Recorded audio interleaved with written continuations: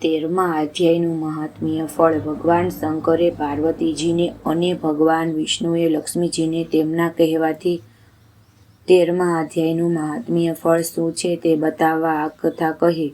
દક્ષિણમાં તુંગભદ્રા નદી કિનારે હરિહરપુર નામનું એક નગર હતું. આ નગરમાં હરદીક્ષિત નામે એક પવિત્ર બ્રાહ્મણ રહેતો હતો. આ બ્રાહ્મણ જેટલો પવિત્ર અને ધર્મી હતો તેટલી જ તેની વિરુદ્ધ તેની સ્ત્રી દુષ્ટ અને કુલટા હતી. બ્રાહ્મણ જ્યારે જ્યારે બહાર જાય ત્યારે તે સ્ત્રી ઘરની બહાર નીકળી પડતી અને બીજા પુરુષોને ફસાવી રંગરાંગ માણતી હતી.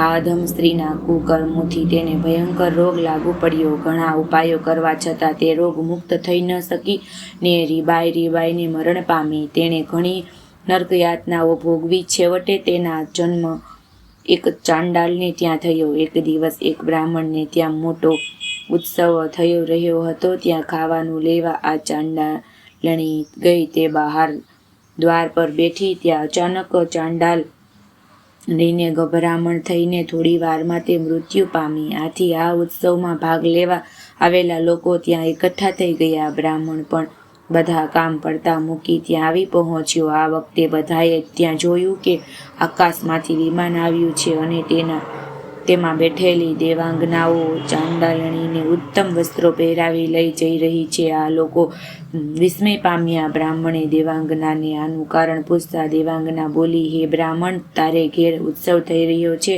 તેમાં બ્રાહ્મણોએ ગીતાજીના 13મા અધ્યાયનો પાઠ કર્યો.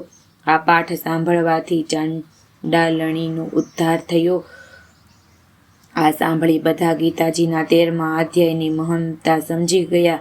જેઓ રોજ આ 13મા અધ્યાયનો પાઠ કરે છે તેમની મૃત્યુ પછી સદગતિ થાય છે અને વૈકુંઠ લોકમાં વાસ થાય છે. શ્રી કૃષ્ણ અર્પણમસ્તુ.